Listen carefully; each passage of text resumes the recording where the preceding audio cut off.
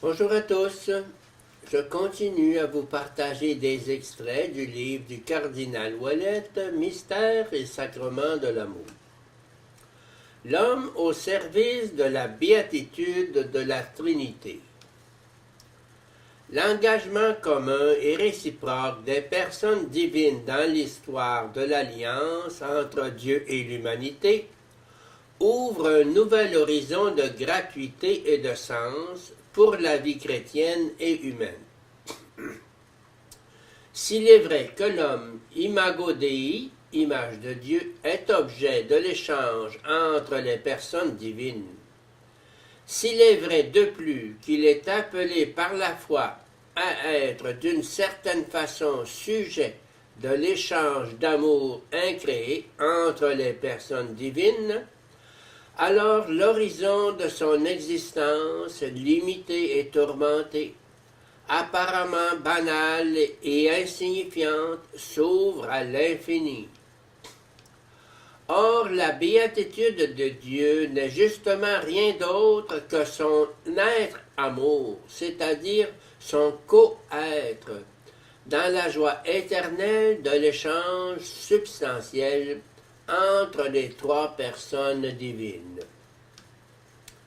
La créature est prédestinée dans le Christ à la louange de gloire de sa grâce, Éphésiens 1,6, à être et devenir toujours davantage, par grâce, un mystère nuptial greffé dans la glorification mutuelle des personnes divines. Par lui, en effet, les uns et les autres, nous avons accès auprès du Père dans un seul esprit, Éphésiens 2,18.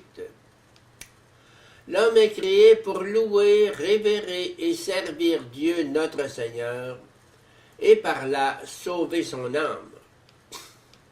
C'est ainsi que se déploie, à partir de l'être pur du Christ, la capacité de ses membres à exister et agir les uns pour les autres.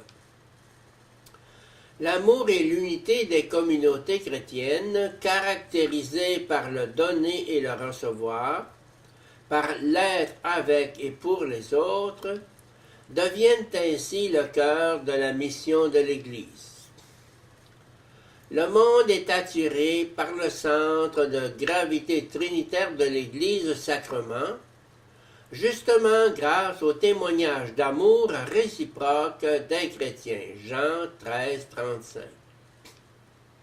Et comme si cela n'était pas encore suffisant, l'amour trinitaire ouvre encore plus grand l'horizon de la sacramentalité, en invitant la communauté ecclésiale et chacun de ses membres à jouer son propre rôle et sa propre vie à l'intérieur des relations entre les personnes divines. Balthazar écrit ceci à propos des vertus théologales qui configurent les modes de réponse humaine à la grâce. Elles forment finalement l'acte qui rend à Dieu ce que Dieu attend de l'homme. Avant tout, Dieu lui-même, mais avec la participation de l'homme, et il cite saint Jean de la Croix.